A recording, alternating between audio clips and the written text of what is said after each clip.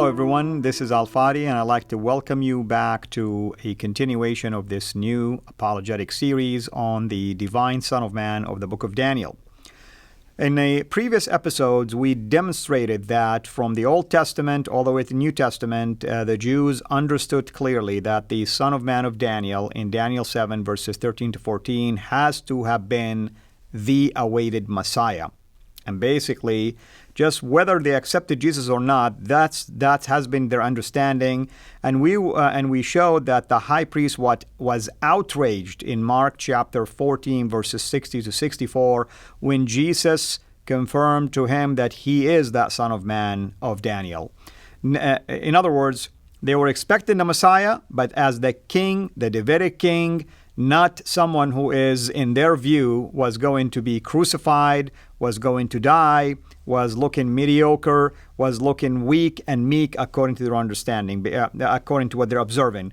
Because in their understanding, they missed the point that in Isaiah 53, clearly, the Son of Man, who's also called the servant or the suffering servant, is going to suffer for the sake of his people. So, all that to say is that today we're going to continue with a survey from the New Testament showing examples where Jesus applied the Son of Man title to himself, but it may appear on the surface that he is talking about his humanity, but oftentimes there is also, in the same context or in the same gospel or in the same book that Jesus was making that reference to, indicate his divinity as well as the Son of Man. So we're going to show that the Son of Man title, for instance, is connected with Jesus' earthly life and earthly ministry. For instance, if we go to Matthew chapter 8, verse 20, the one that you're seeing right now on the screen, this is what Jesus said to someone who said, I want to follow you. He says, the foxes have holes and the birds of the air have nests, but the Son of Man has nowhere to lay his head. Now, so far, Jesus is talking about humility and humbleness here. But let me tie this to another incident where Jesus talks about his meekness as well, but in a very powerful way where his divinity is clearly established. If you go to Matthew 11:27, leading to 28 and 29 that you see in front of you, Jesus made a clear statement in Matthew 11:27 that no one knows the Son except the Father, and no one knows the Father except the Son, and whomever the Son chooses to reveal him to. That is an important statement and an astonishing statement, actually, that a mere man can say he knows the Father, that's God, and God knows him, and the Son, in this case Jesus, has the power to reveal the Father and exegete the Father and made him known to whomever he elects to do so. And then he proceeded to say the following in Matthew 11:28 to 29. He says, come to me, all who are weary and heavy laden, and I will give you rest. That's amazing. He's talking about sin and sinful people, that if you come to me, basically, I will take your burden from you and I will give you an eternal rest.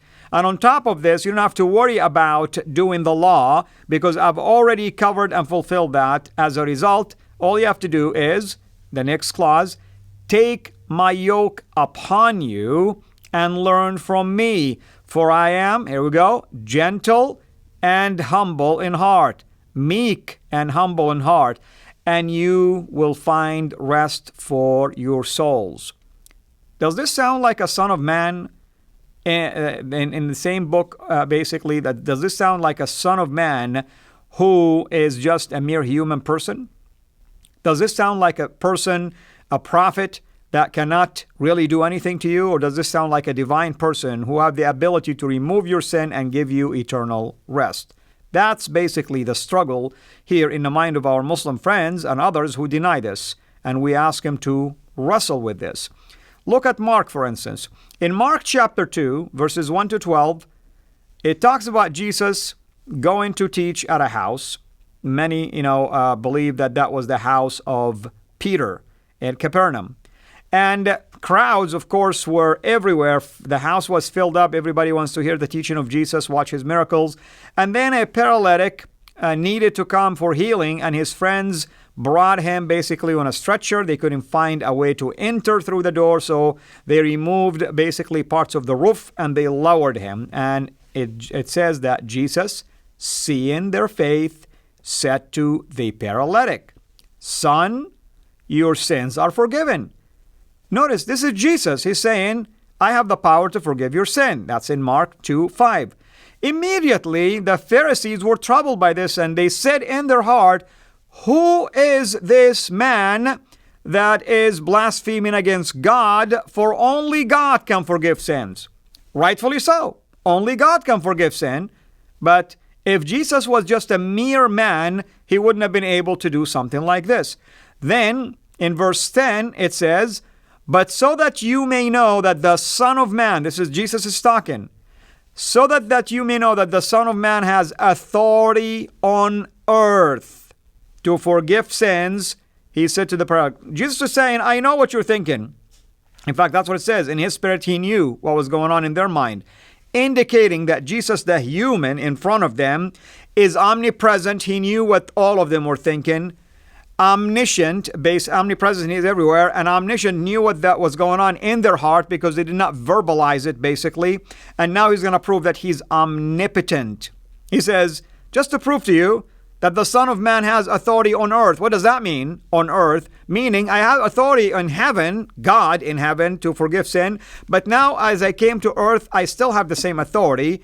So to prove to you that his sins are forgiven, look what I'm going to do right now. So he said to him, "I say to you, get up, pick up your pallet, and go home." And he got up and immediately picked up the pallet and went out in the sight of everyone. Why did Jesus do this? For a simple reason. Jesus played with their worldview and mindset. They, the people of those days, especially religious authorities, assumed that this man is a paralytic or paralyzed, if you wish, because either he sinned or his parents have sinned, or there is a sin on him, a judgment upon him. Jesus says, "No, I removed the judgment.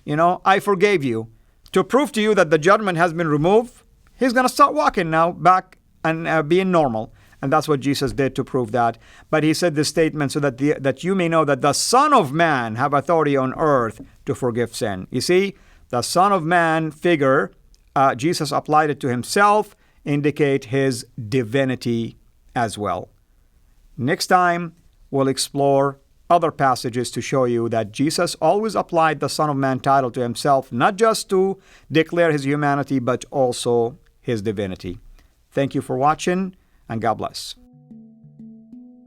Thank you for watching. Please like our video, and we encourage you to subscribe to our YouTube channel, Sira International. And be sure also to click the bell so that you receive notifications whenever we upload new videos into the channel.